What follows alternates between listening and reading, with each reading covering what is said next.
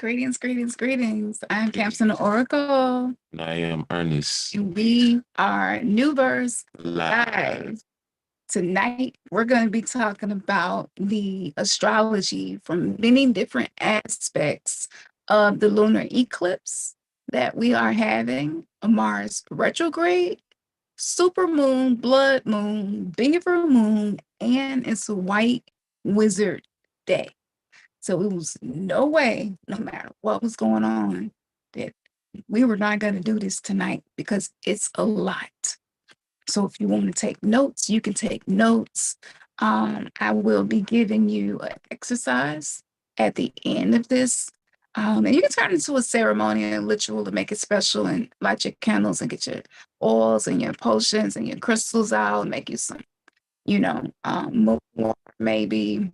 I don't usually make moon water when we have an eclipse. The last time I did that, it was, yeah. So just for me, I don't, but do you, whatever works for you. All right. So we want to go ahead and get into the energy because it's a lot of information to go through. And after going through the information so that you will know the energetic update, what to be looking out for, and how to respond so that you do not get stuck in the sunken place. And I had a very great opportunity today to get stuck in the sunken place. And it took me a little while to dig myself up out of there, but I did get out using the exact strategy that we're going to be sharing with you all. All right. So, greetings to you wherever you are. Thank you for joining us. If you are new and maybe you're not here because you are signed up for our website to be able to get all of the information as for notifications and upcoming events, make sure that you go to newverselive.com and get on there so that you'll know what's going on, because sometimes people don't always get the event through YouTube for some reason when we go live. So yes, so we're gonna go ahead and get started because this is a blood moon, so it's so important. And I feel like this is gonna help a lot of people with their mental health, their emotional regulation, and maybe some of the other things that they have been experiencing that we've experienced as well. It's maybe feeling like you're two people, sometimes more than two people, and it's a strange sensation. So yeah, I'm gonna get into that. Astrolotta.com is one of my favorite astrologers. I have a lot of favorite astrologers right now, but I'm listening to the video that was shared on the community tab on our YouTube channel. It was just really resonant with me. So I want to share that before we get into some of the other parts of it. So the way that she does astrology, and her channel is here on YouTube as well. If you want to go check her out, I definitely recommend that you check her out. Because she brings different aspects into astrology that other people sometimes don't mention. All right. So the coming eclipse on November 8th falls in the lunar mansion called Bharani in ancient Vedic astrology. It represents the female reproductive organs and the womb. In Western astrology, that sector of the sky is known as the kids. And astrologer Trifon Nikolov mentioned in the November 22nd video that's on her channel about old text said that an eclipse, that there means there will be miscarriages or problems with pregnancies, fertility, and children. In the next 100 days, watch for such themes becoming very present and awareness around such subjects. So we might see some movement happening in the realm on the political stage as to with Roe versus Wade and everything was going down with that. That's been really, really crazy, where women weren't able to make choices about their own body. So yeah, it seems like this is going to be forefront again. Now, on a more personal level, this eclipse season is happening on the axes of Taurus and Scorpio. It's an amazing time to quit some toxic habits. Scorpio, which is the south node, and to acquire some new eating and self-care habits. Taurus, which is the north node. To let go of some emotional baggage, which is Scorpio, while focusing on simple and more sensory joys. which is represented by the energy of Taurus. Okay. At the same damn time, Mars is already retrograde, and I actually had to change plans for travel around some of this. So this is significant.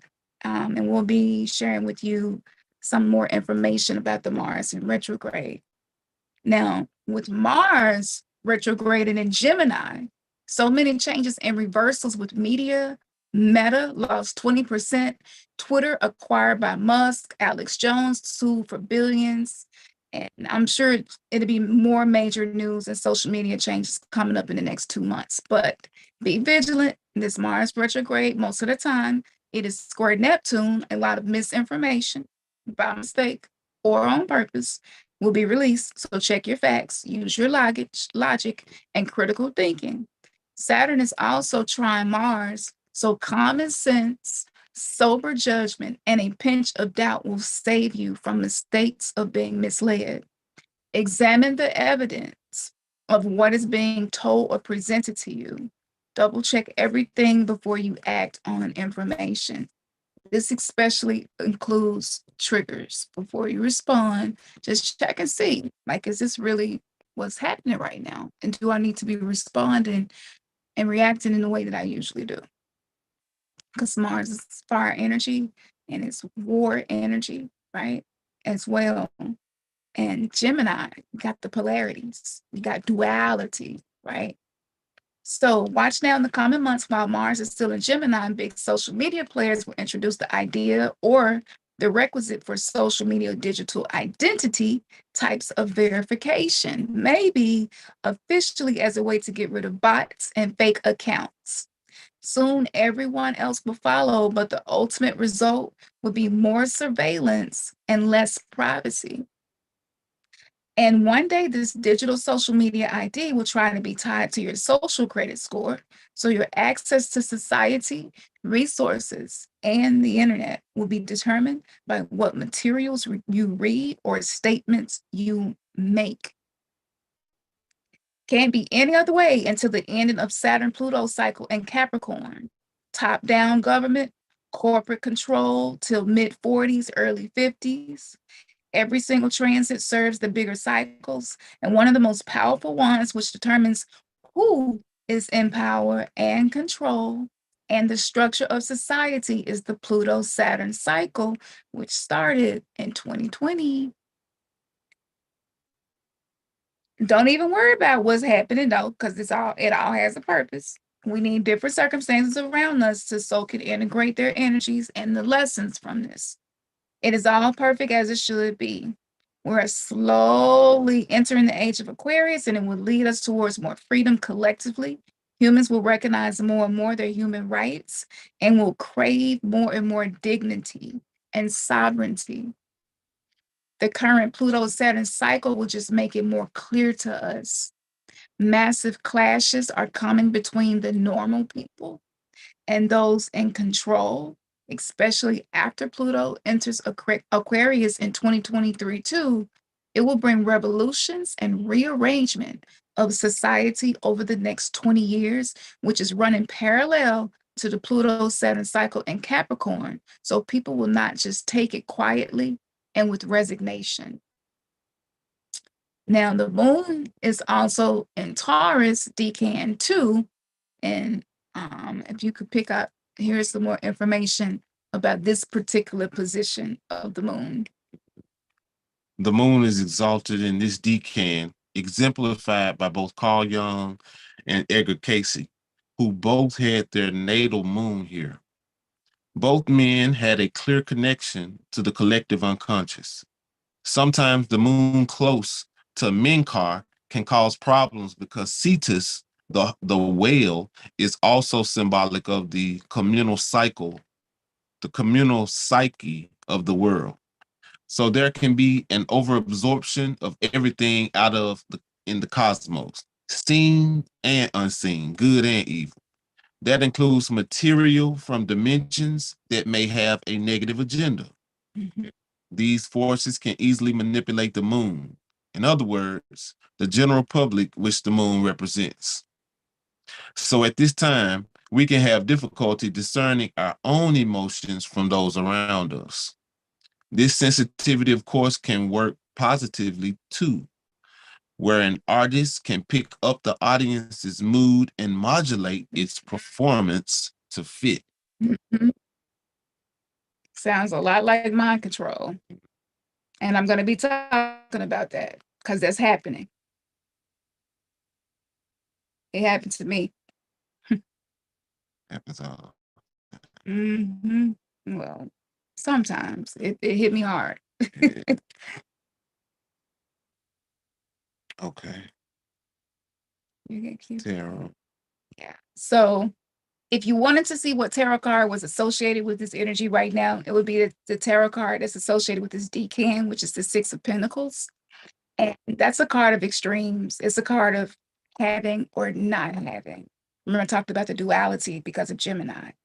It is domination or submission, superiority, inferiority, generosity, meanness, supporting, not being supported, being appreciated, being used, teaching, learning, hiring, and firing.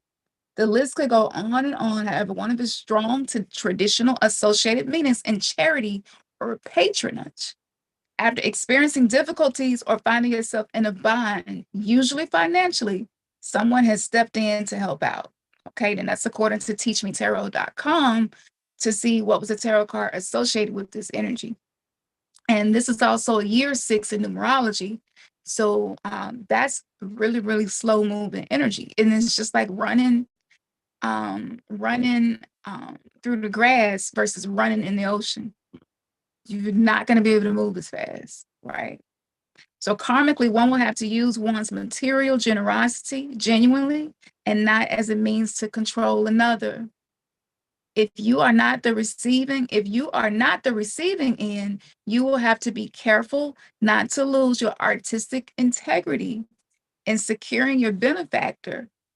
Selling yourself out can be very tempting at this time.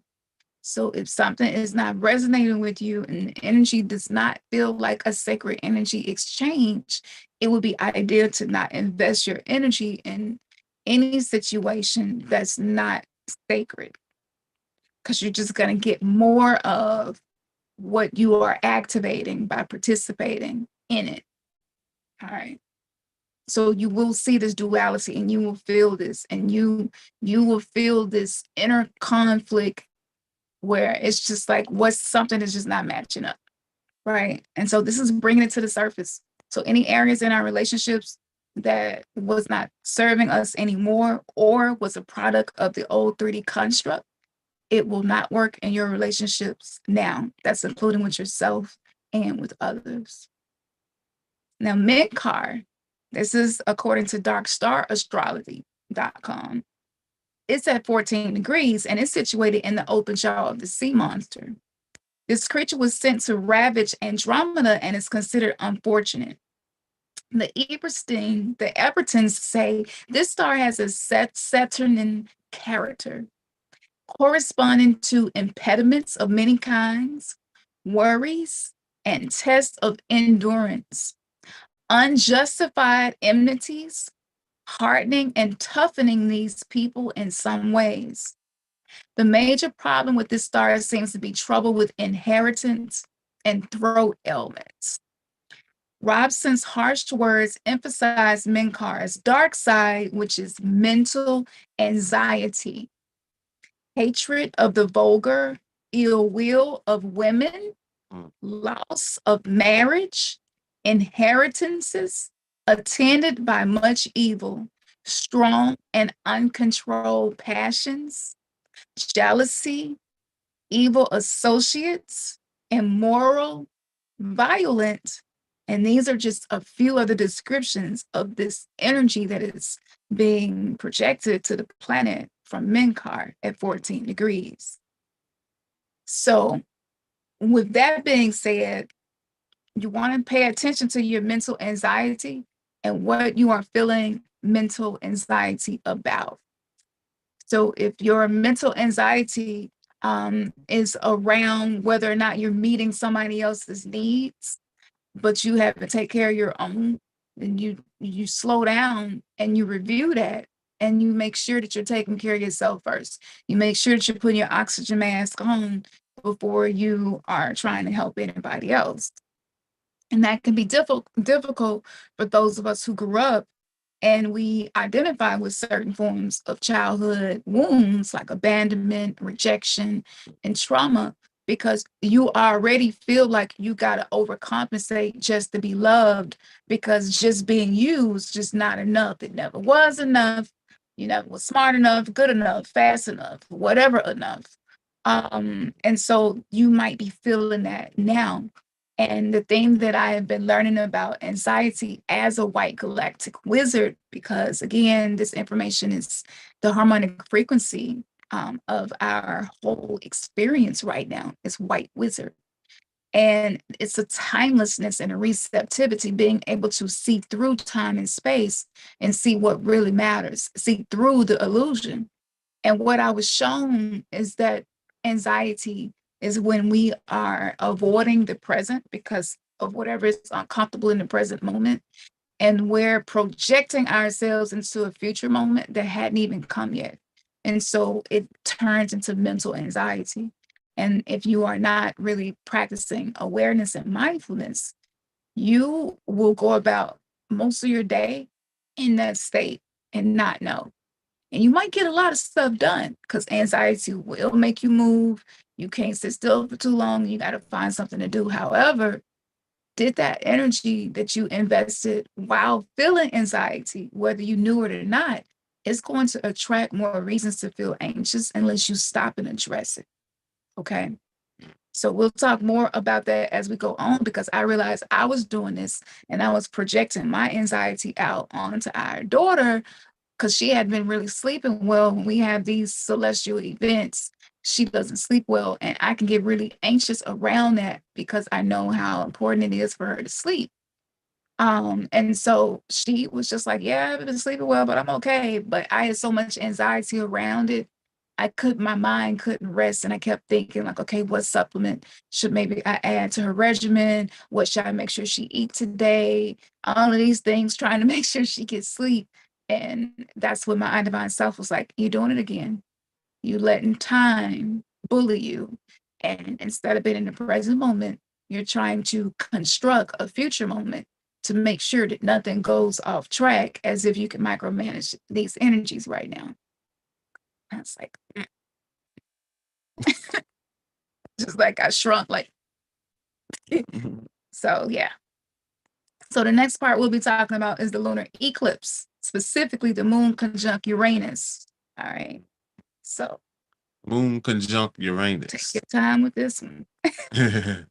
breeds crazed lunatics, unconventional rebels, and quiet outsiders. There is a pathological need to shock and outrage.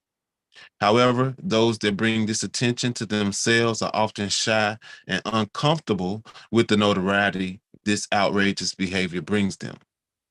At this time, protesters can be branded as an attention seekers and conspiracy nuts, while they are simply trying to speak their truth. This is so true right now. You almost got to be so careful, because some stuff you don't even want to comment on social media. You be like, I'm not even say nothing. I ain't, I And say got the nothing. energy for it. So My, again, my energy is, yeah. so just watch where you're making your investments of your energy. I mean, the whole intention, it'll have us stuck in it, and we know this, it's like it's a meaningless conversation. Yeah, Honest with you, you know what it's it is. the point. Yeah. Just and whatever your truth is, sometimes the most beneficial thing to do is to protect your truth by not speaking it to groups or people or in spaces where it will not be well received, especially if you don't like a whole lot of attention. Just speaking your truth right now is going to come off as if you being attention seeking because of this energy.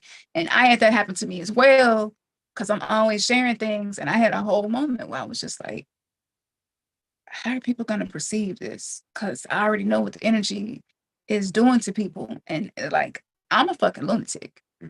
I can tell you now, I'm a lunatic. I'm a lunar lunatic. So like, my subconscious just bumps into my reality every day. You know what I'm saying? So, it is what it's pretty crazy. And I'm editing myself throughout the day. So it do look crazy. You know what I'm saying? I'd be like, saying things that's out of place. And then I'd be like, hold on. No, no, no, no, no. Why did I just say that? No, I don't agree with that anymore. And I have to catch myself. So, it is a little lunatic, but some people are going to take this to the extreme. So be careful with your travels, where you're going, what type of crowds you're around, and things like that as well. All right. Mm. Moon opposite Mercury. With moon opposite Mercury, moods will change very swiftly. Therefore, it is extremely difficult to plan. One needs to be super adaptable and agile to shift with the public mood. Because of this uncertainty, you might feel like you want to say, stay close to home or stay home. You will also want to do things on a small scale so that any last minute changes are not the end of the world. The time is right for minor tweaks, attention to detail, and adjustments.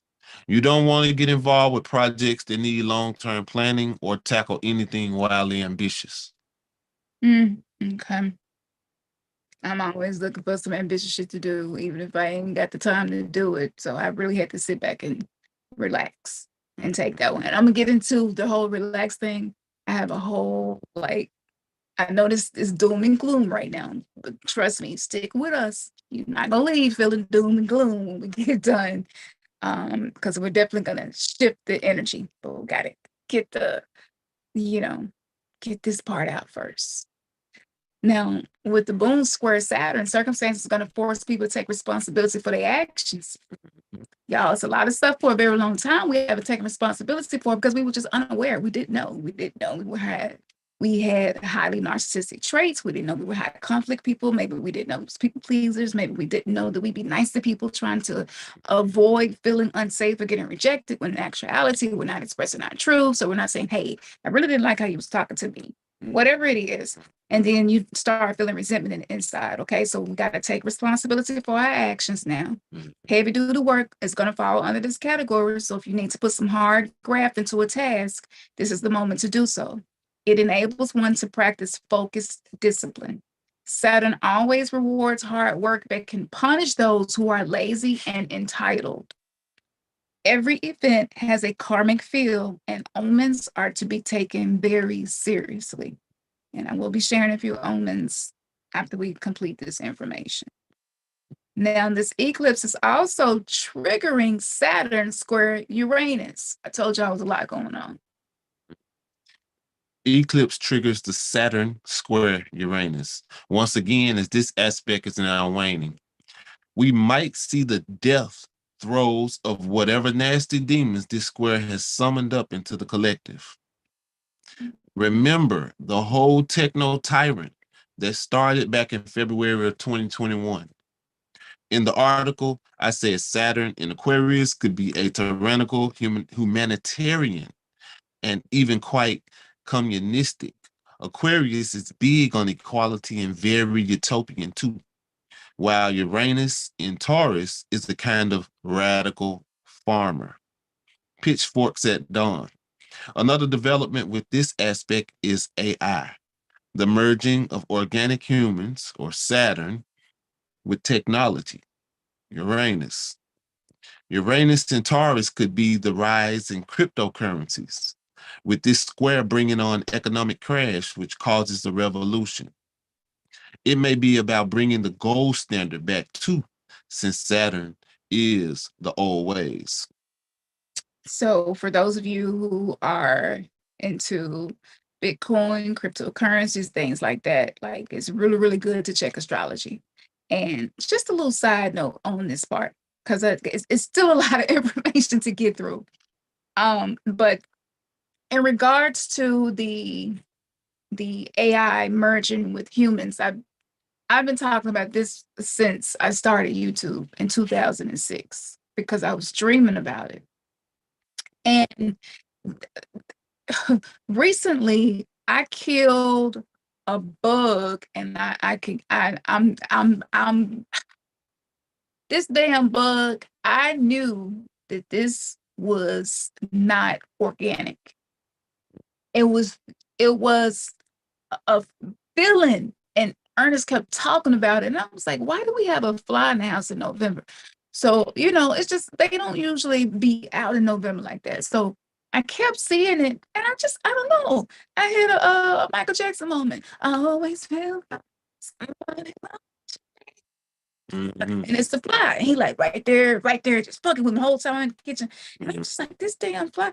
So I was just like, I know this sounds so crazy, but I'm gonna kill you and prove that you are what I feel like you are. And when I killed it and took a picture of it, it was full of blood, first of all. Let's start there. And it had the same it Looked was like it the was a mix between a mosquito and a hybrid fly. of a mosquito and a fly, but it was black and white, and it had some metallic parts too. It was just, you know, so I was like, okay, this is that energy coming in. I see what's happening now. And then recently we saw somebody kill a bird, and the bird didn't have any blood in it. It was just like a stuffed bird. And he knocked it out of the air and killed it. I'm not telling y'all to go do this. I'm just telling y'all what we saw. And it wasn't nothing in it. And there are patents for insects, birds to be used as drones and surveillance. Also, could people be getting vaccinated through insects? Mm. With the energy that we see here, it's a strong possibility that, as crazy as that sounds, lunatics will definitely take it to the extreme. All right. Now, the lunar eclipse in the collective, think about this. A type of Uranus and Taurus radical farmer could be the UK's new King Charles III. His sun is at 22 degrees Scorpio and Venus at 20 degrees Scorpio, conjunct the eclipses, Venus at 20 degrees Scorpio. So, as king, he is now one of the most powerful men on earth and also an organic farmer. The radical farmer might also be the uprising of Dutch farmers. This has hardly been covered in the mainstream media because the revolution will not be televised. This has hardly been covered in the mainstream media, and thousands of Dutch farmers have protested against government plans to reduce greenhouse gas emissions. This means 10,000 farms will have to close or become green farms. I don't know enough about this, but from what I can gather, synthetic pesticides are part of the problem. Farmers will have to wait 2 years to qualify for organic status. But who can afford to do that during the cost of living crisis, economic reset that we are in? All right. Now, here's a summary of the lunar eclipse. The lunar eclipse summary. This is the sensuous and empathetic energy. So having a massage would be great during this lunar eclipse. Self-care treatments such as acupuncture would be beneficial as well. This deacon's mercurial influence supports healing hands and green fingers. It is very maternal and material. While the moon here adds even more nurturing, so we are generous with our children and the ones we care for. This lunar eclipse supports those who turn their house into a refuge and host dinners where people feel loved and well fed. We yearn to indulge ourselves and others, but it might be quite difficult over this cold winter. Nevertheless, we can still find ways to ply our loved ones with material goods no matter what. This eclipse gives those who are plugged into it great business sense and attracts pentacles like bees to honey. Menkar's negative aspects can therefore be transcended, but probably only by more evolved souls. The wealth that is promised must not be used selfishly. In the lunar eclipse, many aspects are about caretaking, tradition, and nutrition. Some people might have to learn simple things like learning to cook and how to live frugally. Think of the war years and rationing. It seems to be going that way. Thus, we'll learn to live within a budget and be creative with our housekeeping. The moon has that great sensitivity to it too. So it will benefit those who are both artistic and empathetic. They will know just how to make beautiful objects with just about anything. Sculptures from recycled objects will do well, and food art. This is the eclipse for cake decorators. Christmas dinner tables will be stunning this year under the influence of this eclipse. It doesn't have to cost money when you have imagination. Imagination is so important. So, like, when there's an eclipse like this, sleep is next to impossible for me. I imagine I'm sleeping to keep me from being a lunatic. And I imagine how I would feel if I was well rested. And that's what I've been using to get things done. So maybe that's a little tip that you could try too, especially for those of us who are highly empathic. This energy, we're not in the same tribes we used to be. So we took care of each other, right? We didn't have to go pay somebody to give us a massage. We knew how to do these things. We were one with nature, and we were very good with the body, in a sacred energy way. So yeah, so using your imagination. And if you can't afford to go and get a massage, again, use your imagination. You can do your own. It may not be the best, but watch a tutorial and do it along with the tutorial for yourself. So, again, this is about being creative around whether or not you have resources, right? Use your imagination. Your imagination. And if someone is helping you and you have resources to donate, and I just dropped the link for donations, which I rarely do because I have this strange attachment with asking for donations. Like, I'll work for 15 years, and then if somebody gives me a donation, I damn near want to give it back to them type thing. It's just, it's the inability to receive. So we're feeling that, we're feeling it on both ends. If our relationship with receptivity, surrendering, and being helped by others is not healthy, then you're going to find yourself feeling like you're suffering and struggling, and you're going to feel miserable. And you're going to assume that there is no one or nobody who will help you, but did you ask for help? Who did you let know what you were going through and how they could be a support to you? Or are you just expecting for the universe just to drop it in your lap? And a lot of times, again, when we have trauma, right, that we're healing from, asking for help is really difficult to do. So practice asking for help, right? And this includes people, and within the spirit realm, practice asking for help. Now, for some crystals that could be supportive for you right now, citrine is one of the main crystals. And I have these citrine earrings. We have citrine Merkaba pendulums, which are one of our new products. And so just when you get done, just check out the store. We got citrine in there, but citrine is one of the main crystals that I use in most of my potions. And it's because it has rare properties. So I'm going to read a little bit about citrine. It is the perfect crystal for comforting us in the cold winter months. Its bright yellow color looks just like a crystallized sun. It is said that sunshine can brighten the darkest of moods, and so it is with this cheerful crystal. As the cold nights draw in, this crystal is guaranteed to keep you glowing. This stone is known as the light maker and associated with success and abundance. Citrine is an excellent crystal for interpersonal relationships. It smooths family or group problems, and it promotes solutions and cohesiveness. It also helps in understanding and dealing with absorbed impressions from those around us. So, as an empath, I not only absorb other people's impressions, but because of my natal chart and my human design, I have a tendency to absorb people's pain and unacknowledged grief. And so I will get a respiratory infection before I know it because I've connected and absorbed someone else's grief. So citrine helps me to manage that, which is one of the reasons I put it in most of the potions that we make.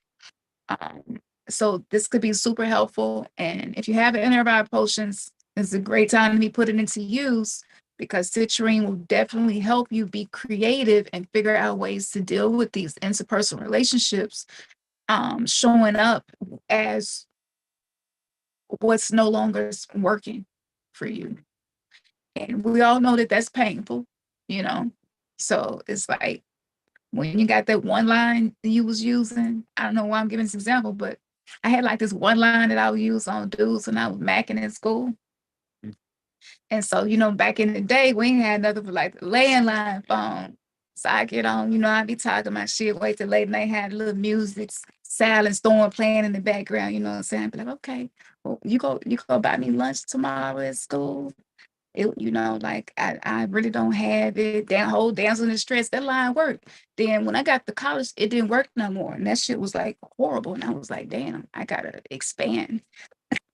I gotta expand my Mackin repertoire. That shit ain't working. They starting to feel like I'm a gold digger or something. Like, what's going on? So that's just, this is how my brain interprets shit that's traumatic and make fun of every fucking thing. But yeah, so if things not working for you anymore, citrine can be super, super helpful. Carrying citrine also helps you to attract love and happiness. Love and happiness. Don't we all need it? Oh, yeah. And it guards against those who would break your heart. So it is also effective shield against spite and jealousy. And that's according to crystalvault.com as well. Okay, if you want to check that out. Due to its warm solar energy, citrine is excellent at overcoming depression, fears, and phobias. Those with low self-esteem can benefit from its comforting golden aura. Citrine is a stone of self-healing, inspiration, and self-improvement. One feels more radiant holding a citrine and gives optimism for the future rather than feeling stuck in the past. Most of all, I think citrine helps resolve the contradictions of the Saturn square Uranus rather well. And that's from darkastrology.com. So it's just no way around having to be responsible for how you feel despite your environment right now. And that's heavy. We're not used to that, right? So the citrine can definitely help. Now, let's shift to the connection to the intergalactic war and this negative false ET God alien agenda that we are really just now starting to learn more about. So energetic synthesis is one of my favorite websites to go to read when I'm tracking some of this information. And so it's interesting how I wasn't going to talk about none of this, and I just wanted to share the energy update in astrology. And I was led to this anyway, so I am going to talk about it. All right. The consciousness within our solar system is undergoing its own level of solar initiation through the massive amount of solar flare plasma emissions. A solar flare is a burst of light, radiation, and intelligent energy which erupts from the sun's magnetic atmosphere. Solar flares affect all layers of the solar atmosphere when the plasma is heated into millions of kelvins. The flares produce radiation across the electromagnetic spectrum at all wavelengths. These light frequencies range from radio waves to gamma rays, although most of the energy is spread over frequencies outside the visible spectrum to the naked eye. Currently, the sun is consistently firing off the strongest solar flares we have experienced, which science measures as X-class flares, falling into the category of the most intense levels of solar explosions. In less than 2 weeks, the sun has released over 28 solar flares with some of the most powerful coronal mass ejections that have reached the Earth. CMEs are a mass of charged particles and magnetic field energy that bursts from the sun like a volcanic eruption. Coronal mass ejections interact with Earth's ionosphere, which change the shape and direction of the magnetic field, as well as generate geomagnetic storms, auroras, and it increases the range of the Earth's plasma fountain.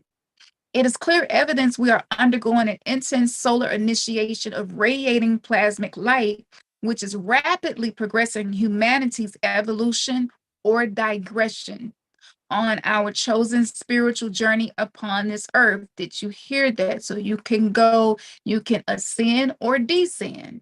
All right. And this is the two earths that we've been talking about. In addition to the extreme pressure of this solar initiation, we're being influenced by the current Uranus, Pluto, Jupiter T-square, which may produce spontaneous, erratic, or destructive behavior in the spiritually unaware. But those of us who have been practicing and doing the soul work, if y'all watching us, you've been definitely working on yourself, right? That's how you end up here. It's not gonna be the same for you as for people who don't have these tools, and maybe they're only working with outdated beliefs and tools that's not serving them anymore, not helping them. And that's why a lot of people are having mental health breakdowns. Okay. So for those that are more spiritually developed, this configuration will motivate us to adapt quickly to radical change and find creative solutions to rise above destructive scenarios and emotional havoc. With the frequency changes configuring around the planet Uranus, this will stimulate the creation of new technologies and innovations from societal organizations that simply no longer work. This is the next trigger event in this series, which precedes the breakdown of the systems of control and the cessation of promoting purely materialistic values. There is a breakdown of individualistic ego structures required in order to have a group humanitarian breakthrough for positive change in the future. To the spiritually uninitiated, this may appear to be a mental, physical, or nervous breakdown for those individuals who are being forced to change their lifestyles now. The cost is taken at the individual ego level, as it is the overall group consciousness and the health of the collective, which is at a much higher energetic priority now. We are leaving the rules of selfish ego and moving into the awareness of the larger group of planetary consciousness. This is why it's so important for us to work on surrendering, liberation, and not being controlling of other people to feel safe, which is also called codependency. And a lot of us are feeling this right now. So just remember that you do have the ability to control how you react. You can be a creator just by making choices that align you so that you do not become a nuclear reactor. And I'm going to get into that because we are all stardust. We are all made of stars. And we have the ability to be nuclear reactors.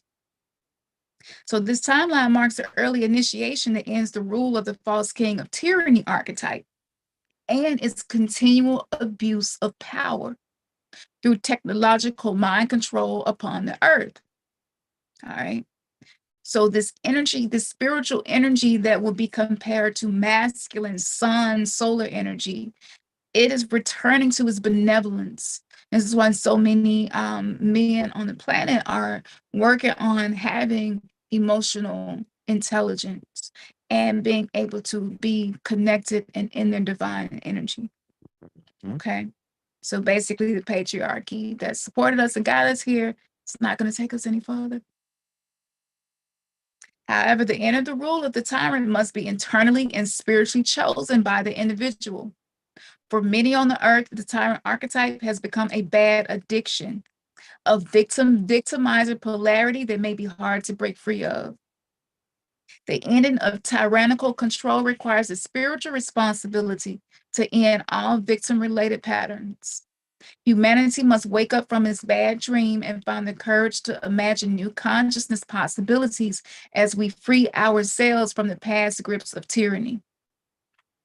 We've been dealing with that, and it's something called a drama triangle. And so you get into this narrative where you're either playing the victim, you're playing the hero, or you're playing the villain. And it's called the drama triangle. If you never heard of that, look that up. that model depicts exactly what we just read to you. And it's so simple. We have many playlists where you can read and watch information, and audiobooks. It's called Relationship 101 here on YouTube. Okay, for more information about that. But it's so easy to get into that. And it happened to me today. And I had to choose to embrace myself while I was feeling like a victim to the situation I could not control. And the way I got out of it was choosing to not be overly attached to the negative impact that that present moment could have had on me. You see what I'm saying? So it's almost like things are going to be happening around you. It's a holographic simulation. So based on your trauma and the way you perceive things, if you're not using new filters, consciousness, new ways of perceiving things that's happening, then you will go into being a victim. And so if you got bullied, or if you felt like a victim growing up, if you felt unloved growing up, a lot of these things, it can be coming up again. And you won't even realize that you just time travel and turned into your 9-year-old self because of something that happened. And you like in a whole display with your child. In that moment, your child might say something to you and it might really make a lot of sense, but it's probably going to be triggering because you're not in your adult wise mind in that moment because you're super triggered. Yeah. Right. And I'm going to be breaking that down as to what happened to the brain development and how did we get here. That's coming up later, but we're going to get into it. The 7 suns in the one. The main solar body, or our visible sun, is undergoing an evolution in that its magnetic pole is reversing, which is further altering its solar ray transmissions to Earth and to other planets. This change also alters the function of the constellation Ursa Major, in which its 7 main stars are sequentially merging forces with their counterpart. The seven sister stars in the Pleiades. The resulting alchemical merge of these constellations of stars is manifesting a new expression of creation in the higher cosmic planes. This is referred to as the 7 sacred suns in the one. This is vastly significant as it marks the astrological resolution of levels of the miasmatic blueprint of many karmic imprinted histories in stellar and cellular memory record. I'm gonna get into that, and if y'all get offended by cussing in certain words, just let you know now. That might happen, but it's okay. Like we don't never get offended by anything. You won't never figure out who you are. You know what I'm saying? But just letting you know, I'm gonna get into the cellular memory and the stellar memory part and tell you how it comes up. It's pretty sneaky. Okay. Good. This is similar to saying that there is a clearing of the Akashic record related to some karmic events in time that were committed with humanity's cooperation. This is a cosmic convergence between the spiritual source, the stellar bodies, and the matter worlds at new levels. Some of what may be called cosmic evil and cosmic rage, stemming from multiple planetary histories, are coming into final dissolution within the past timelines. This allows for the 7 sacred suns to unite as one connected solar body to transmit the cosmic spiritual sun plasma waves, which is the source field of building the Christos diamond sun body.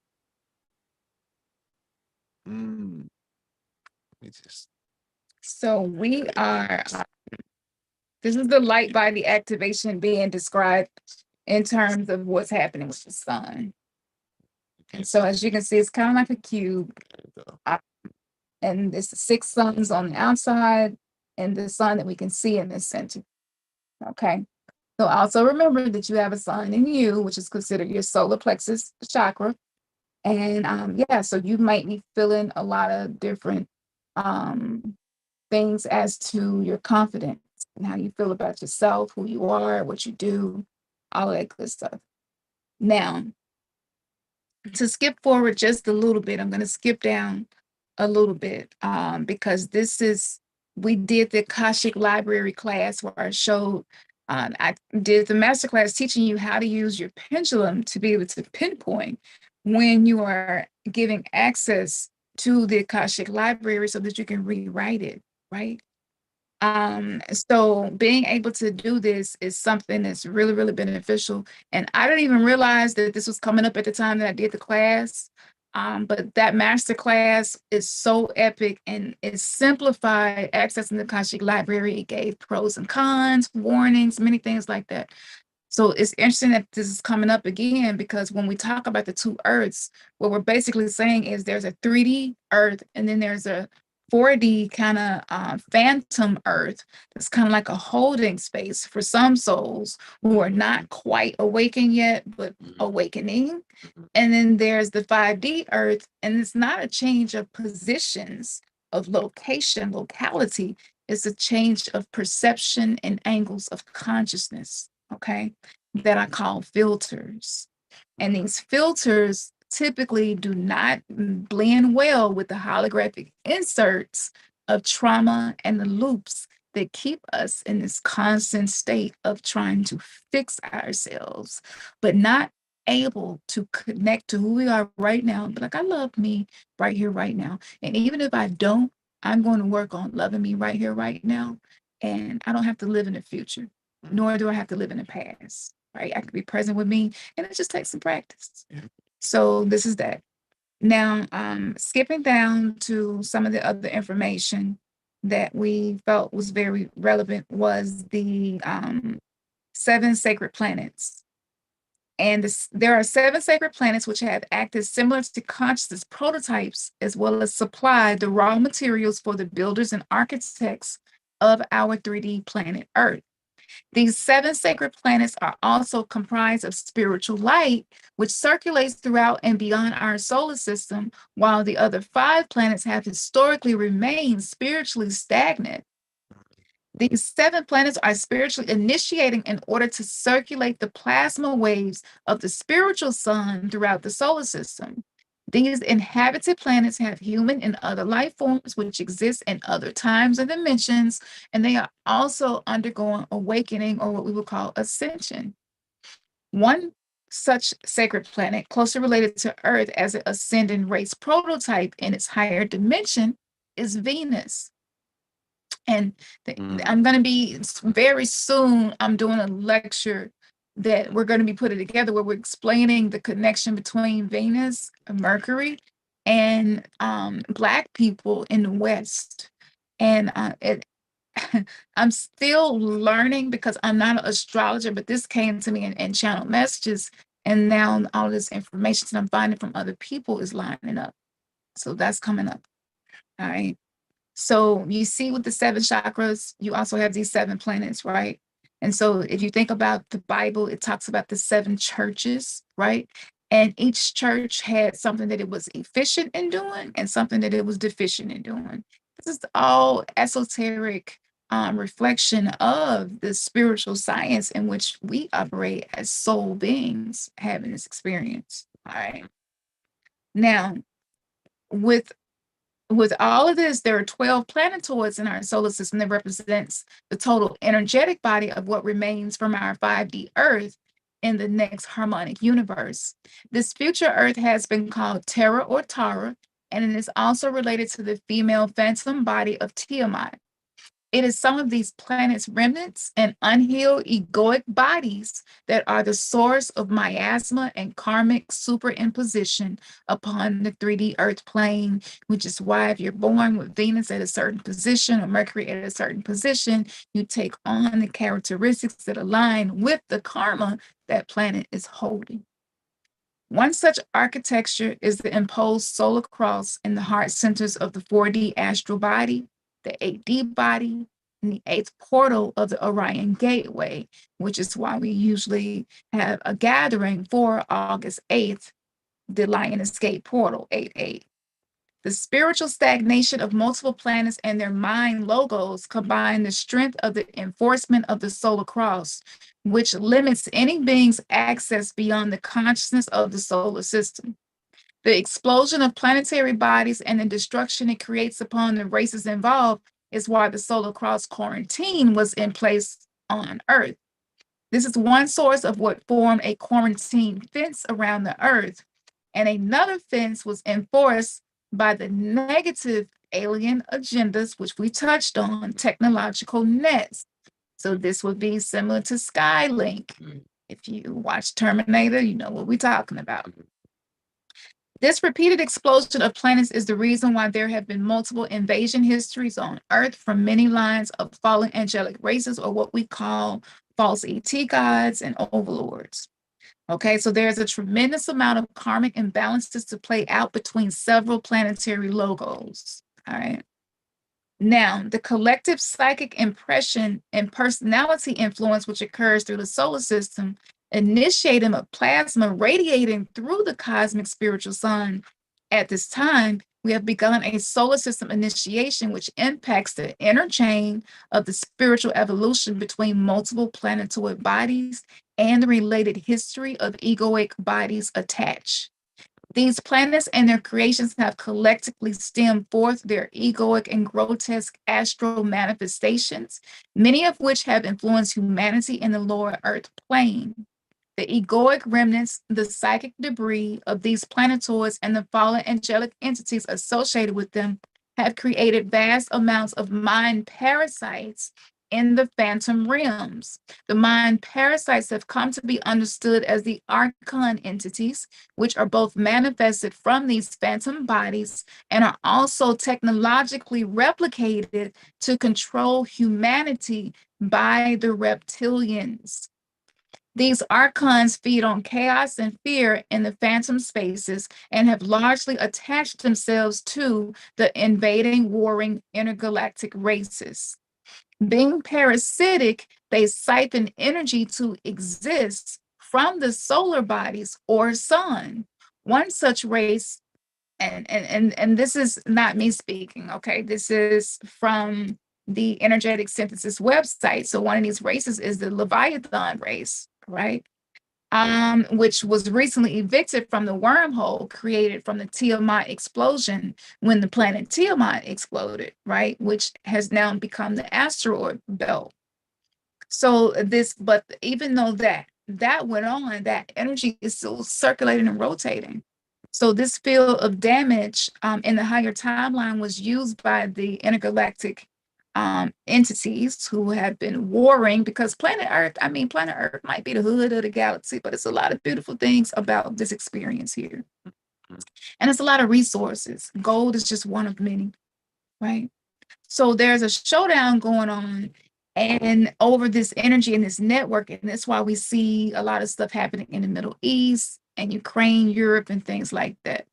So this is like this agenda to be able to incite military superiority over what's happening around the chemical warfare in Syria. And it was intercepted by the Guardian. So sometimes the positive interdimensionals will assist us, but they cannot impede upon our will. So if a lot of us are holding on to unable to release some of the things from the past, some of the karma from past lives, even stuff that from this life from the past, what happens is you like become a vibrational match for the archons. And because you're a vibrational match for them, it's so much easier for them to attach to you and just get all in your head, all in your mental space, you know. So that's happening too. And I know some of y'all, because you're just as empathic, as we are, you can feel it. You feel it when it's happening. But it's like, what the hell do you do about it, right? So I'm going to slide down through some more of this information. And again, this is energeticsynthesis.com if you want to go there and read more about this. But I want to get into some of the information pertaining to the Mayan calendar, it being a white wizard day, and I'm going to give you the astrological key points from Gene Keys. So even though I'm using many different backgrounds to depict what's happening on the spiritual level, as you can see, you're going to see these common things being repeated over and over again. So according to Gene Keys' astrological perspective, Venus will be in Scorpio as well in 43.2.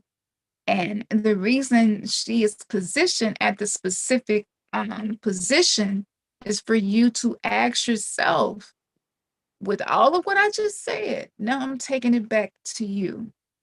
Okay, because if we don't know how to manage our spiritual hygiene, and if we're not able to separate our head from our heart and can tell which one is speaking, then it's really difficult for you to know when you are reacting in this nuclear reactive destructive way, right? So with Venus being in Scorpio, which is all about the subconscious, all about the emotions, especially the darker aspects, okay, it's asking you what you truly value in relationships and what patterns are ripe to die that you no longer need. What patterns are ripe to die? And in order to allow you to be a more powerful vessel for life force and unique expression in the world. So if there's any area where it's like you feel constrained, it's time for you to innovate. It's time for you to ask yourself some questions and shadow work it out.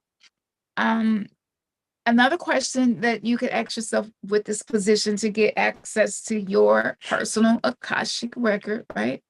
Where have you preferred to be deaf rather than feel what is obvious? So, like, where are you numbing yourself? Where are you avoiding feeling and seeing and experience what's obvious, right?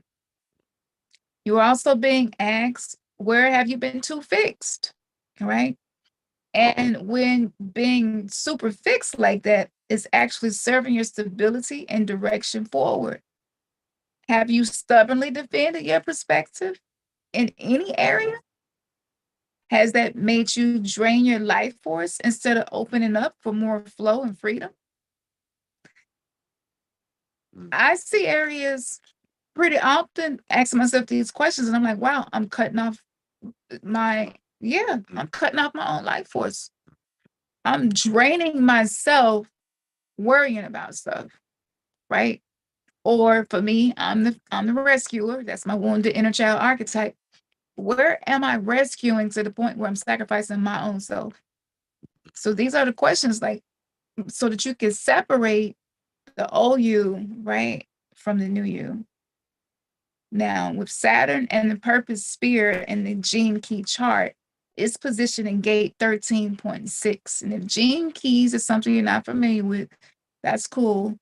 We can make sure that we give you the website, and you can just search for gene keys, Gene, and learn about it. But with the position in Aquarius, these are some of the questions for the collective we can be asking ourselves. Because this is going to cause tension, right? There will be tension and possibly a feeling of stuckness, right? So again, paying attention to, where do I feel stuck? And just write it down. Just write it down. Where do I feel stuck? Where do I feel like I'm limiting myself, right? And instead of trying to distract yourself from it and avoid it, putting your head in the sand, where do you really need to pay attention or listen, right? Yeah. Maybe you just need to slow down, you know, and listen to the wisdom of your cells and your intuition and see, is there a message for you within your own personal body and morphogenic field and your quantum field of consciousness. I was forced to slow down. I can be go, go, go, go, go, go, get it done, get it done, get it done. I'm the kind of person like, give me 45 deadlines and I'm make sure all of them done. And it might be an hour. You like, wait a minute, you did. I can't move like that no more. It's not efficient. It's not healthy, right? Now, with Mercury and Scorpio and gate 1, it may be tempting. Here's another aspect. It may be tempting to express where you feel wronged or betrayed. Strong or desperate emotional expressions will not help anyone anymore. Say that again. Strong or desperate emotional expressions won't help anyone anymore. For a lot of us who did not know how to be heard, seen, felt, loved, taken care of, nurtured as children. We didn't know how to get our needs met going into adulthood. And so we developed these coping mechanisms and these ways of responding. It could be anger, it could be rage, it could be sadness, depression, I mean, so many different, just detachment, afraid of intimacy, don't want to be vulnerable. Right. Mm-hmm. And so we would just be super emotional, expressive in a way where it's just like, okay, you're not going to give me attention I need. Well, I'm going to do something to make you mad. And for a lot of us, like that, some attention was better than none. And we didn't know it was training our mind to behave this way when we grew up. It was just how we survived when we was young, right? So instead, remember what I read from Dark Star Astrology, which was instead take responsibility for your inner entropy and fragmentation. Projecting it outward may take proportions you didn't expect. All right. For me, it's coming out like projectile vomit, and I gotta catch it and be like, oh, Mm-hmm. hold up.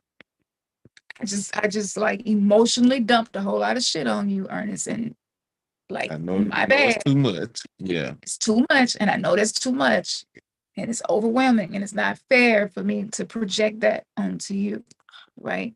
And so you collect yourself, you work it through, and then you say, hey, are you available for me to vent? And you make sure that you don't vent to the point of repeating the same thing over and over and over again, because what you're doing then is you're like pouring salt in the wound, because you're in victim mode. Remember the drama triangle. These are the loops that the archons and these negative alien entities play on us to keep us living in these lower dimensional frequencies. Yeah. So Mars in gate 12.3 in Gemini is asking us to return to the heart. So, okay, now back to the heart again and share those old layers of vanity. Oh my goodness. I couldn't even put on no damn eyelashes today because it was just like, you don't need no eyelashes on today. I was like, wow. I love to put on my eyelashes. And it's like, and because I know that it's more about the inside energetically and having that beauty radiate the outside and not depending on certain things. So something as simple as that is different for everybody. For Ernest, it might be getting lined up or a haircut, you know? Mm-hmm. Mm-hmm. We are far from perfect, let me tell you. And sometimes, yeah, I already know we can be so focused on the external because we want to we want to present ourselves in a certain way. But maybe the inside, we're not feeling like that. Yeah. It's just pressure. Yeah. The next question is, are you acting from purity or allowing the frequency, Scorpio emotions, to fuel your behavior? So you got to ask yourself, what's fueling this fire right now, right? What's fueling this fire right now? All right. So Jupiter is in the last degree of Pisces in gate 25.2 right now. And with this lunar eclipse, we're all to find the way back to our innocence. That's the current path to expansion. Mm. What would you do if there was nothing to control in your day? What would you do? What would you do if you would just rest in the acceptance that there is always a higher plan and you don't have to work so hard? It feels good just hearing that. Can you imagine if you started asking yourself and practicing it and actually listen to yourself to see what the response is and not forcing it, just allowing the response to come, right? So drop some in the comments. Like, is this resonating with anybody? We like, I know when I ask that, y'all always be like, I don't even know why you asked us that because you all up in my business right now. But I asked because we were having a conversation. This is the purpose of us being on live doing this. This is special, and this is hard. This is not easy work. This is shit that probably no generations recent to us has ever done before. We just went through 3 different types of astrology, and they all got the same common denominator, right? So this means that these Earth human groups will have to master their consciousness existence without AI, mind control, and undergo an emphasis on soul body integration and emotional body healing through the off planet Mayan gatekeepers. Gonna get into the Mayan energy. Now, remember, there are 2 separate types of ways of counting time. It's a lot of them, but the main 2 is either solar or lunar. It's either 12 months in a year, 60 minutes, right? Or 13 months, moons within a year, right? And 20 of them, right? So the Mayan gatekeepers, I didn't know today was a white wizard day. So like a week leading up to a white wizard day, I'm channeling just in day-to-day conversation to people.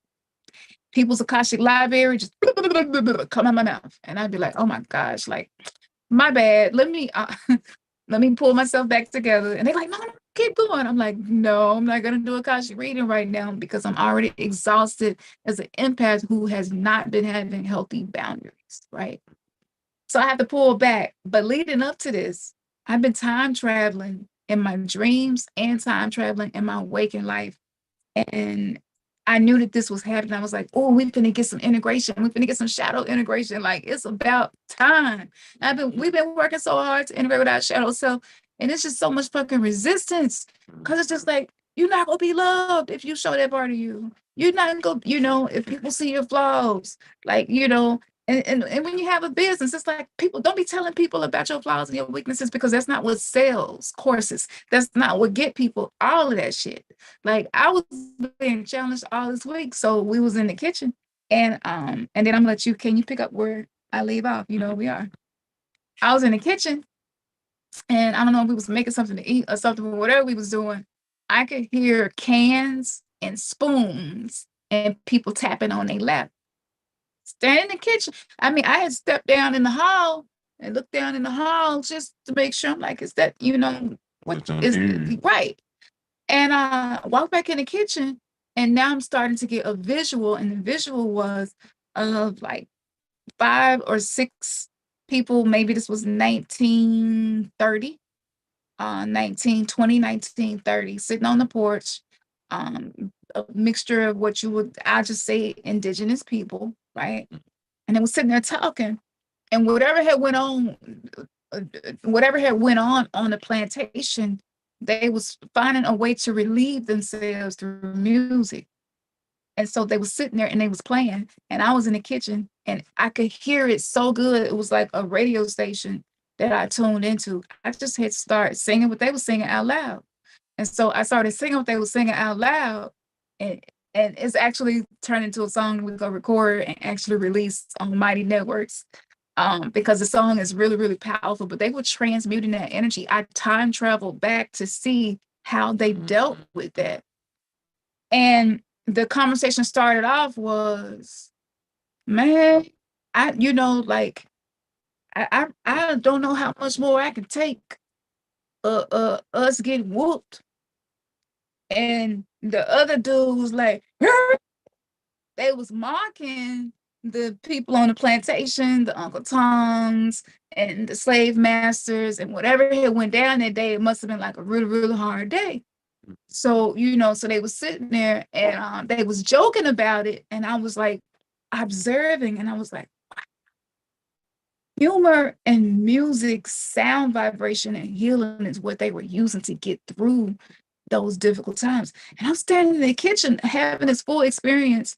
And I came back to my body and I was like, babe, there's a radio station going on in my head right now. And now I'm getting a whole movie. And I was just like, I'm just gonna sing it. If I sing it, maybe it'll stop, because they would not stop. It was almost as if they knew I could hear them. And it was, they felt good about it. So they really started cutting up. They was bebopping and shit. And it was just crazy. And so I started singing it. And then he started singing and he was like, that's catchy. So Oh, yeah, like, yeah, that's a song. So we turned into a song. yeah, yeah. Yeah, you went in. Yeah, you start channeling and you went in for a minute. Yeah. So the Mayan timekeepers can like literally come to you and escort you. Because of my galactic signature, this happens to me often, more often than some other people who have a different galactic signature. So yeah, it's important to know your galactic signature. So I highly recommend that y'all learn your galactic signature. If you don't know how to learn that, our website is how you can learn all that. All you got to do is go and look around. It's there. All right. So I have direct consciousness experiences on the dates included as connected to the Mayan calendar as great shifts in consciousness cycles, which in turn influence and ripple out into the macrocosm creation cycles. The last time I experienced what I am feeling now was exactly 5 years ago, he says, which marked the culmination of all 9 cosmic creation cycles on October 28, 2011. From this point onward, doorways closed and my mission was changed on the earth. This date marked the end of the several sets of circumstances that I could no longer be involved with.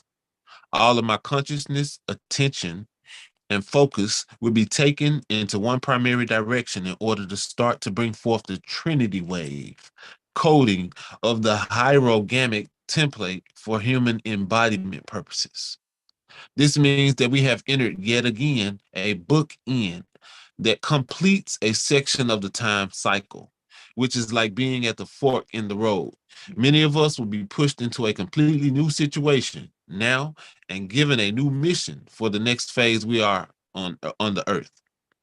As I experienced the Mayan calendar dates deeply inside my body, there is no doubt for me that these creation cycles include dimensional doorways leading into timelines that are relevant for the quality of consciousness we experience on the earth.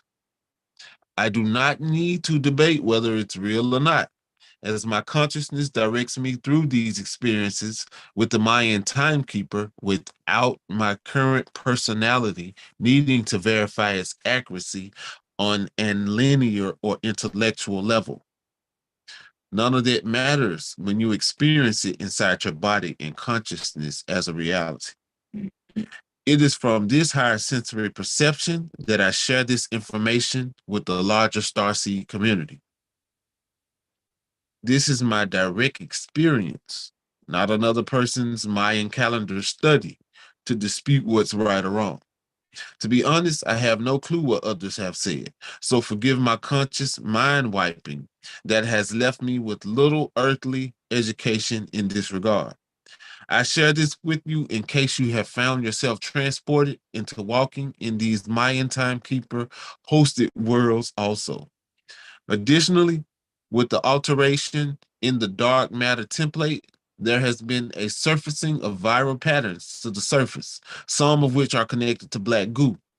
The dark matter template is the antimatter instruction set of the planetary body, and it has been filled in certain areas with this alien sourced black goo. It was programmed into the dark matter template of the Albion body and appears to have had its point of entry into Earth around the time of the Nephilim Wars. This alien black goo acts as a folks synthetic artificial intelligence elemental that mimics and controls carbon allotropes and how they function in the dodecahedron structures on Earth. It is clearly how the negatives have been accessing carbon elements to control matter forms, including control over genetic expression of the human body. This programmable alien AI has infected carbon material and is what has taken over the platonic solid dodecahedron and related pentagonal geometries that build time-space constructs. These time-space constructs are instruction sets in the morphogenic morphogenetic field that run into the ley lines of the planetary body. This is how they have built artificial realities and false timelines, and built realities and false timelines, and projected them into false holograms.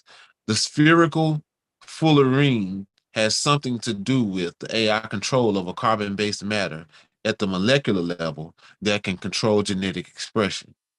So, with that being said,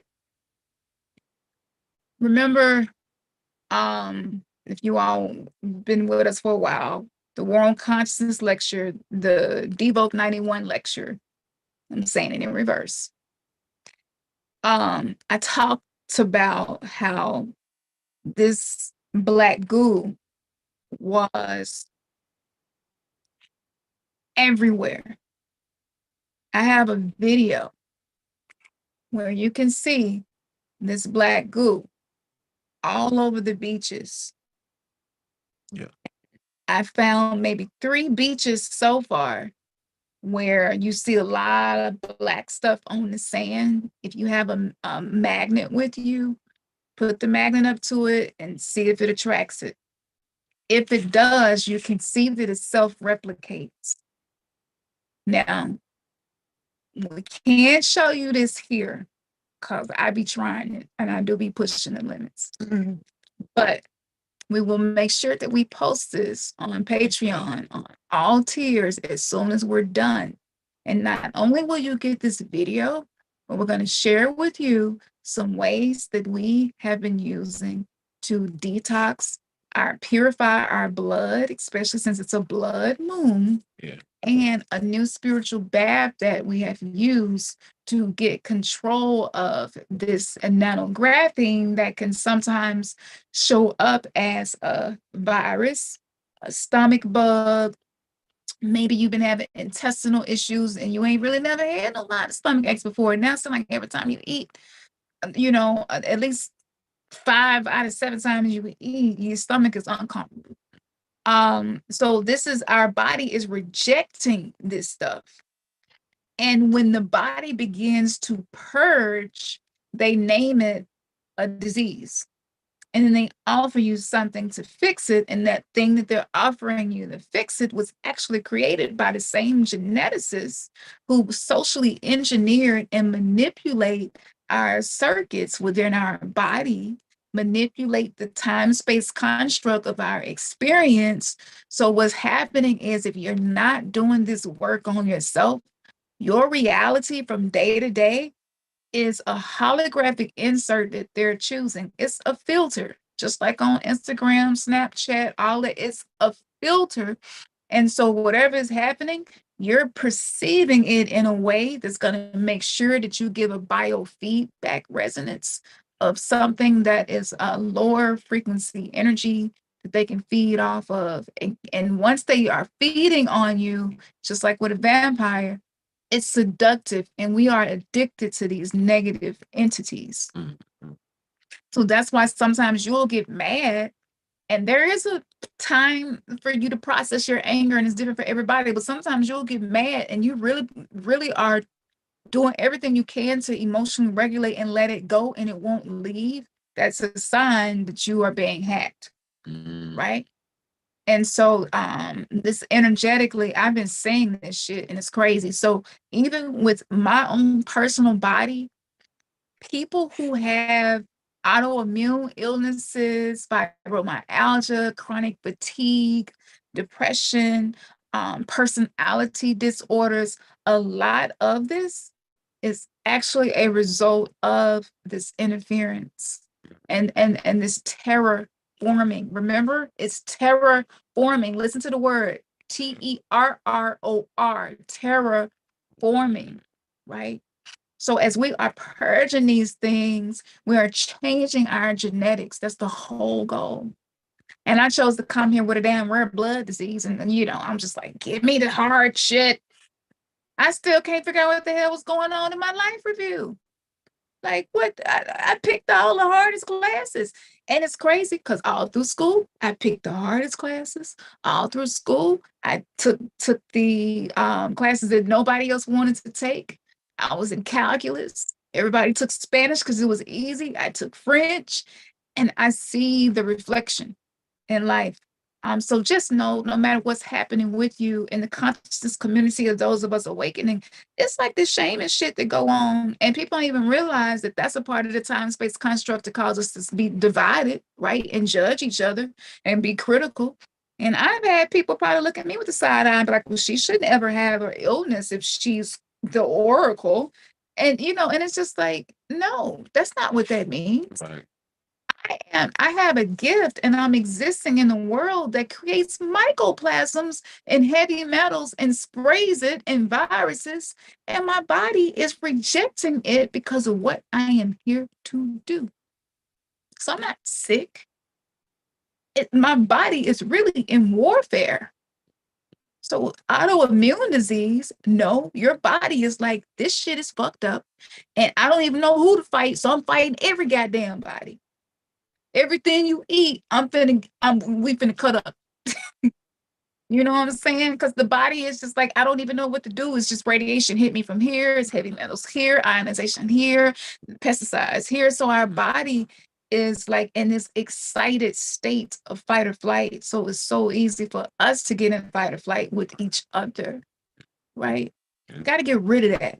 Anybody dealing with chronic illness, I just want to say to you, you are a motherfucking spiritual warrior, galactic gangster, here existing in a body that probably do not do what you wanted to do most of the time. And if you are still working on yourself, I want to salute and celebrate you because I'm right here in that boat with you. And ain't nobody go make me feel shame about this shit because I have healed a lot of diseases and I still have a few to go.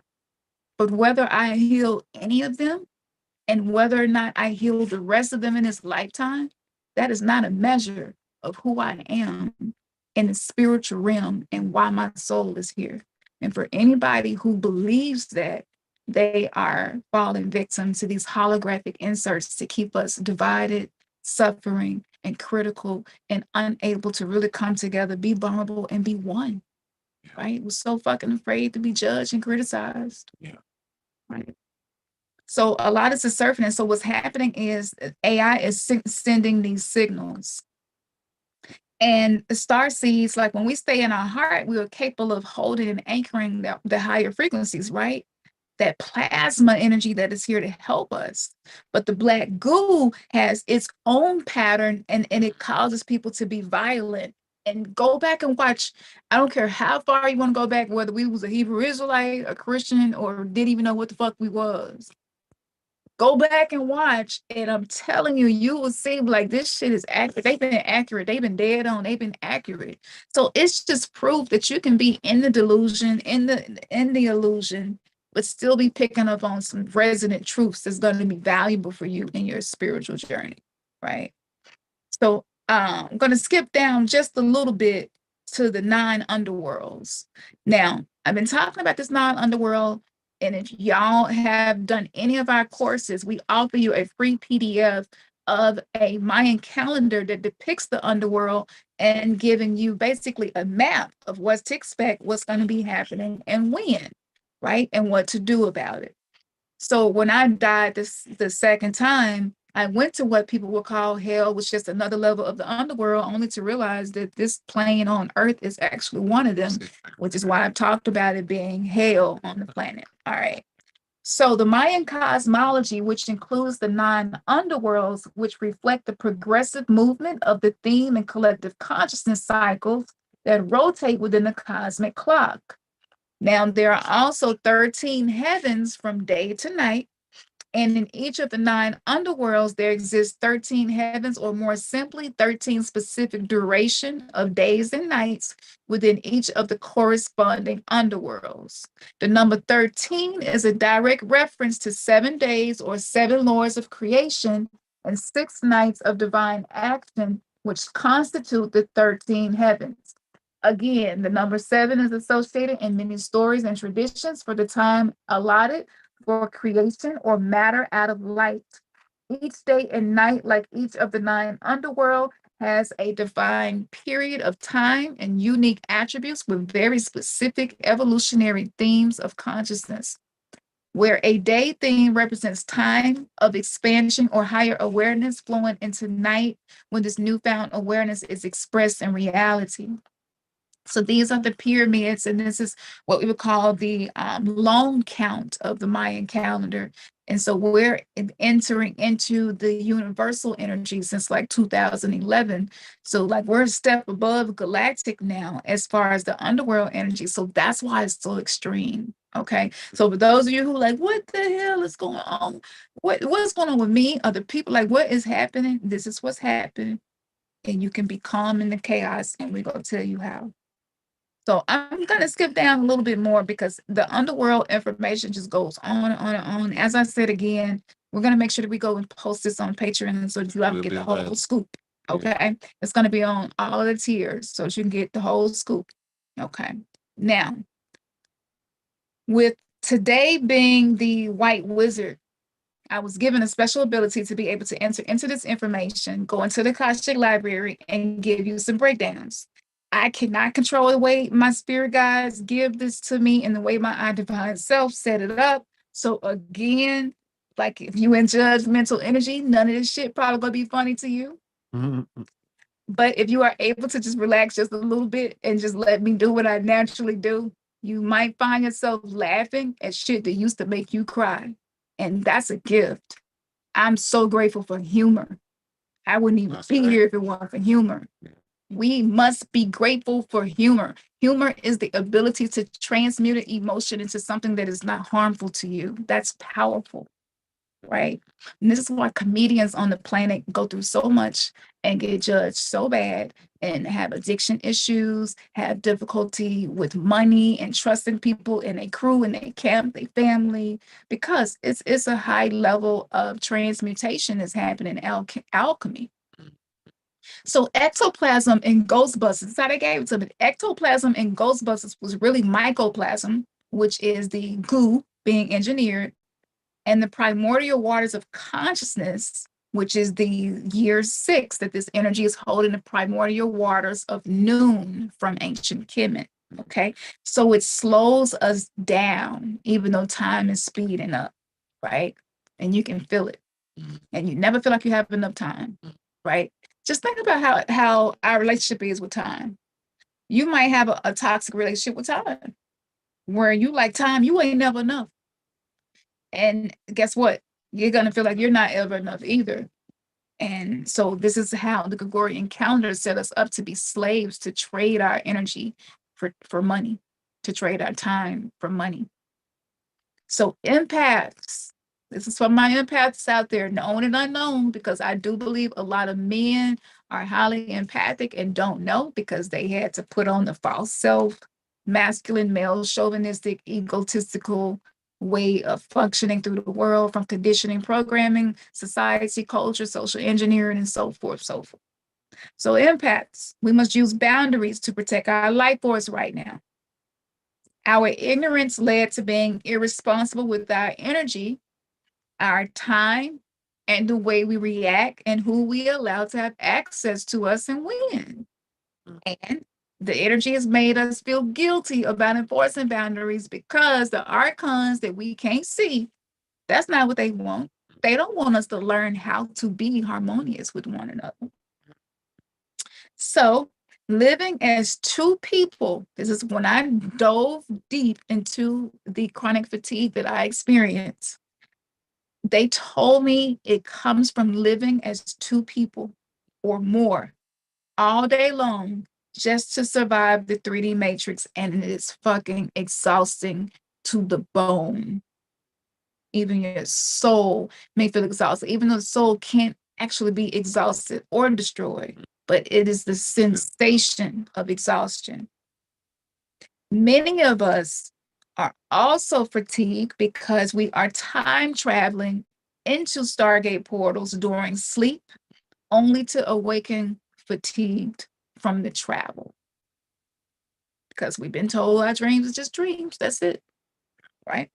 So if this happens, you pause and you ask your heart, what do I need to do in this moment to support me for the rest of my day? The next step is following through. Time will pop up as a tyrant forcing you to move according to the rest of the world, but you may not thrive following normal routines. This is the case for me. I've been on some whole queen of the damn shit where I'm up all through the night and sleepy or sleep through the day. And I've really been beating myself up about this. I'm like, you should be a responsible adult. You're homeschooling, you're a mother, you're a business owner. Get your ass up, do this, get this done. And yeah, I got a joke about that because it was so bad. I got depressed and I was like, you know what? I know, ancestors, I need y'all to bring them jokes, right? So your circadian rhythm may be getting some upgrades as well. So you might be feeling heart palpitations. You might feel like you got a fever sometime out of the blue. Just start sweating. You might get cold. Your hands and feet get real cold. Some of these things are because our light body is being activated and our blood is actually being etherized.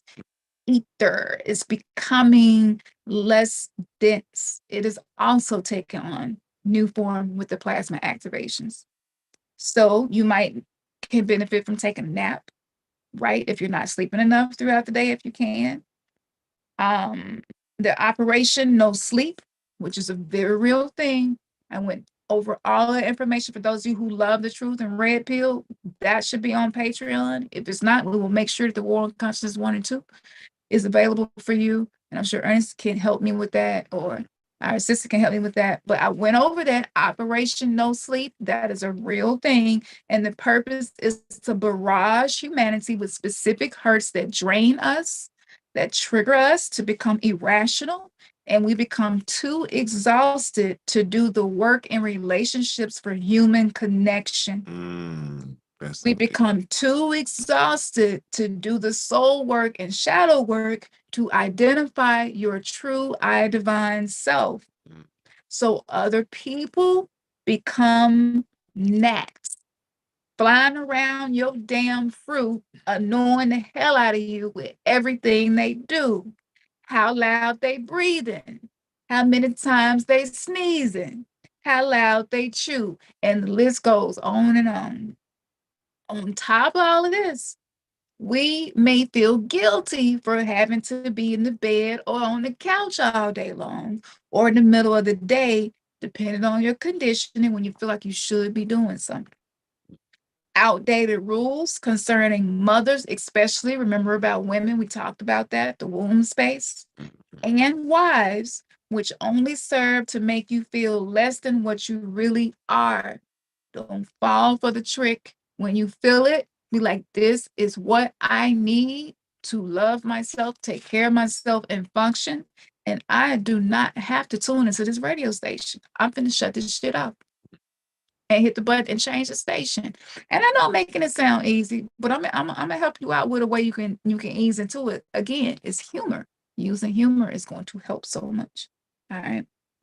Now, if these standards are no longer serving you, I'm gonna give you exercise to do. Y'all ready? I want you to make a bucket list. Yeah, that's right. Not a bucket list. I want you to make a bucket list. All right. Fuket. They gave me the spelling. I was like, it's a specific spelling for a word never exists. They was like, yes, bucket list. So throughout the next 2 weeks or longer, add things to this list you absolutely cannot control. This includes people, places, things, symptoms, right? Let this list hold that energy that you have been circulating inside of yourself. And at the top of the list and at the bottom of the list, you can write this down and you can drop this in the chat. Could you drop that and copy paste this and put it in the chat? Okay. I trust the universal laws or prime creation to take what no longer serves me. This is what you're going to put at the bottom of your bucket list and at the top of your bucket list. I trust the universal laws. So we're speaking in terms of energy, the law of attraction, the law of vibration, the law of resonance, the law of rhythm, the law of pendulum, right? to take what no longer serves me. Simple as that. Now, when I first started my bucket list, I actually felt bad because my bucket list started to get pretty long. And then it turned into a book. So be on the lookout for that because we gonna do a book about it. You already know what we finna do. We gonna dig all the way in. This has been helping me so much to identify what I can and can't control and invest my energy and attention only in places where I can control the outcome. And even then, I don't get too attached to the outcome because I might say, okay, kids, what they eat for dinner, I can control that. And I might make dinner and they might be like, I don't want to eat that today. And I'm like, okay, I'm doing conscious parenting. So let's see what we got. All right, baby, can you come in here and look in the kitchen and let's see what we got? I'm not gonna cook a whole Thanksgiving meal for you. However, we can work it through. Let's see what you're thinking, right? Now, so you don't have to burn it or anything. Just keep the list, and you're basically doing a brain dump. You're doing a mental detox, right, of the stuff you can't control, and you're giving it over to source energy, prime creator of all things, to handle what you can not handle and what's not serving you. When you do this, you are healing the whole planet. When you do this, you are creating more harmonic frequencies within yourself. I'm telling y'all the secret to how I got this idea as well. So when the hurry your ass up loops start to kick in on you and time space start doing that tyrant bully shit that they like to do, just maintain control over yourself by doing anything that helps you to relax. And that could be breathing, soothing self-talk, music.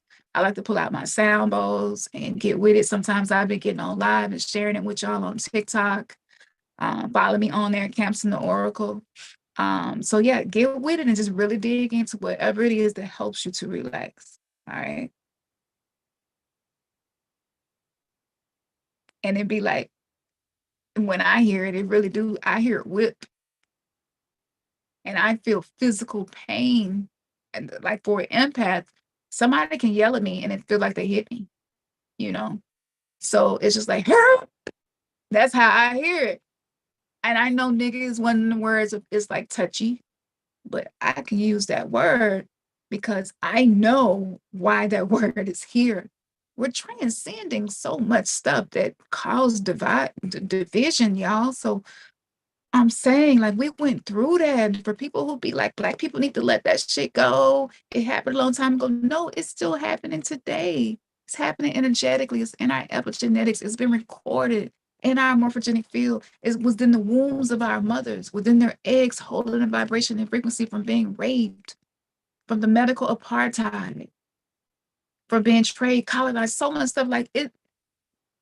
If a person is truly a spiritual person, they don't even get offended by that. You know what I'm saying? They like, who am I to speak on my stance on that as if my answer is right? So, we're getting away from trying to be right all the time. It's not about being right. It's about what's going to be beneficial for you, right? So, yeah, that's it. Really be like that, and It was moving with a sense of urgency. Y'all, everybody. Well, I ain't gonna say everybody, but we get like that from time to time. Where, yeah, just a unconscious moving with urgency type shit. You know what I'm saying? Like, you got to be here. You got to do this, do that. Be moving so fast. You be about to trip and shit. I was tripping on my slide and tripping on his house shoes. He damn near broke my toenail off. I was just like, it's the raggedy toe too, the toe that I bump all the time. It was already sore. I think you was trying to move fast and you bumped into me. And we was in the kitchen. Yeah. Yeah. Is it y'all laughing? I hope some of y'all laughing. This shit funny. Oh, it'd be fun. It's funny. The more you, I'm gonna tell you how you tap into this, okay? Because this show went way over the time it was supposed to, but it is what it is. You have to laugh. Yes, and we appreciate y'all. Look, super chat, if it's working, hit the super chat, y'all. Let us know, like, keep going. Thank you. Because keep it real, like, we're a crowdfunding type business, so it is your support that helps us to keep doing this. So this is just ceremony for tonight. I'm gonna give you something simple. I already gave you a couple things. All right. But when we create our rituals, we like for them to really be ritual. So you can stand in the mirror and make sure that you make eye contact with yourself, because we're disconnected from the anxiety, we're disconnected from the rushing, we're disconnected from time bullying us, right? And you want to set an intent to speak directly to the repressed parts of you, the shadow part of yourself that never feel like you're enough. I know growing up as a kid, I couldn't do nothing fast enough, right? I remember as a kid, if I wasn't finished with some chores and I heard them pull in the driveway, we would damn near like hurt each other trying to hurry up and get it done. Then we'll all end up arguing over who wasted chips on the floor, who knocked over the jungle juice. I'm not cleaning that up. And then we'll get our ass whooped if it wasn't finished. So, for some of us, it is still a lot of heavily loaded trauma around that's locked within our body, right? So you want to connect using the mirror, which is a reflection, right? This is eclipse energy. So the moon is reflecting the light from the sun. So you're simulating this in your reality with what's happening in nature. You see what we did just there? You're aligning with nature. So it connects you to the ancestral time versus the artificial time, right? So you connect with the repressed parts of you. This is just shadow self, and this is your wounded inner child. Your inner child may still be very fearful. That may be why you get angry so easy, because you feel unsafe and you feel like you have to get mad because you don't know how to enforce boundaries. And so the inner child and the ego is just like, we gonna take over because you don't know what to do. You know what I'm saying? You have to connect so that they know, like, no, I'm here for you. I know that I had not been aware of these things, but I'm here for you now. So you're going to look in your eyes, that's the window of your soul, and let them know I wasn't able to love me unless I was meeting someone else's unrealistic expectations, right? But now I see you and I hear you. And whenever I need to, I will love you and embrace you from now on. Super simple. You don't have to say it exactly like that. That's just how I say it. That's how it came to me. All right. And you just let that part of you know you deserve to be loved just as much as any other part of me. The parts of me that people praise me for and the parts of me that people don't like, I can embrace all of it because it's all a part of my experience. Right. So you can do this. And one powerful way to really, really tap into this is using the obsidian. Okay. Using the obsidian. Obsidian crystal is very, very powerful, as we have already read about this. And you can go to our website to read more about this. But obsidian is excellent in rescuing us when we are dealing with shock, trauma, blockages, and maybe we're feeling like we're in turmoil and don't know what else to do. The obsidian crystal, because it's volcanic glass. Remember we talked about volcano, we talked about the sun and the coronal mass ejections. The energy of this, it's almost like a therapist in the form of a crystal. So it will remove geopathic stress and it will block geopathic stress, really similar to citrine and environmental pollution. It cuts down on environmental pollution. Okay. So this is a very powerful stone of protection. And you can just keep it with you.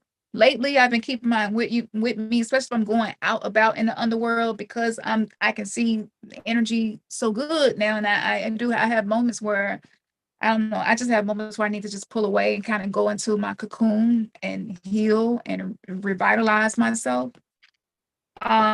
But yes, so there's more information about this very specific crystal that is formed by volcanic lava, right? And it hardens really quickly. And if you need help with your boundaries, this is going to help strengthen that. And you may find yourself enforcing boundaries in ways you used to be afraid to, because you were afraid how people would respond to you. And even with me, sometimes I wouldn't express a boundary to Ernest and be like, hey, I'm having a super empathic night. You're anxious and you can't feel it, but I can. So like I can't sleep beside you right this moment because I'm not going to be able to fall asleep, because I'm going to be super enmeshed with you and trying to figure out how to fix it, right? I added that to my bucket list. And so now I use my boundaries to say, hey, babe, I need space right now so that I can work on me and we can come back together and both be in a much better frequency. And you're like, oh, okay. And it's no big deal. Yeah. At first, it wasn't like that. So working with obsidian has really helped me. And this is a very shamanic stone as well. So this is probably another reason why I've been walking in and out of Stargates and going into other times and observing things that happen throughout history lately. I even went to the future recently too. And that's a different conversation. We'll get into that in another video. Okay, so yes, if you are in Noom's Mystery School, and that is the where we teach the master class where we really go deep. And I know you're like, deeper than this. Yeah, we can go deeper than this. We can go deeper, baby. We can go deeper, baby. Scorpio moon shit. But on Noom's tier, if you become a student, you get an obsidian scrying crystal for free. All right. So that link is available for you as well. If you just go to newverselive.com, you can become a member. We're open for enrollment when the classes get full and we can't take anymore because we do respond to you first. All right. But if you just want to get it and start working with it by yourself, you can do that too. So instead of doing it in the mirror, sometimes I do it in my obsidian because it's perfect reflector. And you can sit outside and catch the moon, the angle of the moon with your obsidian, where you can see the moon reflecting on the obsidian and just moon gaze. You can also do that with the sun.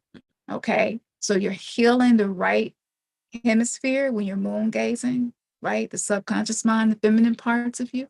And then the left hemisphere, which is the more masculine, logical part of your mind, using the energy of the sun and the moon. This is like, I live for this. Obsidian. I live for finding tools that actually get results. All right. Now, updates. We have a special Libate and Chill coming up on November the 12th. And we doing this for free. This might be the last free interactive podcast. But what are we going to do on this podcast together? We're going to, we will be sharing with you how we decode movies, very similar to the way Bobby Hemmett talked about decoding movies. We're going to be decoding together. We're doing it a live interactive podcast in a chat so that you, as you're watching the movie with us, can learn how to decode. And you can even access your own Akashic library. This is something that I call digital scrying, digital magic, white wizard shit. All the white collective wizards, we need to come up with this idea. So we're going to do this together as a group versus me trying to do master classes and teaching and certain things like that. Because ultimately, if you can't look out into your reality or whatever is being used as a weapon against consciousness and enslaving you, and to be able to see through that program, then it does get more difficult for you to see what you really should be paying attention to. And I know that sounds so backwards because most people are like, I ain't even got no TV. I threw that shit in the garbage can, long time ago when the TV had the antennas on. I had people tell me I ain't had TV since we had antennas. I'm like, for real? But for those of you, so I'm not telling nobody to switch up your lifestyle, but if you got a TV and if you're not against it and you would like to learn how to decode movies, we're doing that for free this Saturday. And all you got to do is click the link and sign up and join us. If you enjoy yourself, you are going to enjoy yourself. It's not an if. The next time around, we're going to be doing this on Mighty Network, and this is going to be a continued thing. And guess what? Not only are you learning how to decode the zeros and the ones of the 3D matrix and see through it and get access to information that can help you, but you also get access to Ask Cam anything. So when we do these live interactive podcasts, we're going to be taking questions from you as well. So I really want y'all, do not hold back. Don't hold back. There's no dumb question. Every question deserves attention. And sometimes y'all ask something that causes me to access a part of the Akashic Library I have never accessed before. So yes, so that's what we're doing. That's to celebrate because we are at 13,000 subscribers. Actually, we have surpassed 13,000 subscribers. Thank y'all so Yeah. much. Big pyramid shit. Thank you. Without y'all, this would not have happened. So thank you. Definitely. This is our gift to you. So libate and chill with us. Saturday night is going down. You already know what it's going to be. And the movies that we have so far is Skull and Bones and Queen of the Dam. Which one do y'all want to decode with us? So head over to newbirthslive.com. Make sure that you join Mighty Networks if you want to get in on that podcast. As I said, this one coming up Saturday will be free because we know it's a lot going on with the economy right now. The next one after that is just $22 a month. You're going to be learning how to do these things, getting to have interactive conversations. And I mean, oh, I got some sex magic shit. I cannot wait because I can't say what I want to say here, right? So yeah, I'll be able to be loose and just get it out how it comes, you know. But yeah, that's what we're doing. And new music is on the way as well. And you can find new music on Mighty Networks as well. And this is a group. So everybody don't get to come in here.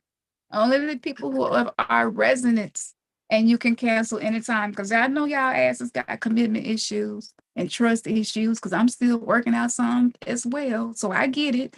So you can cancel anytime. We're not holding you hostage. Okay.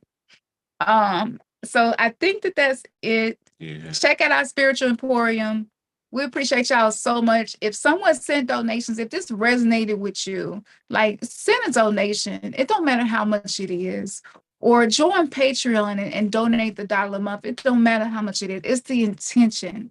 The more we support each other like this, the more we are not being a part of the problem.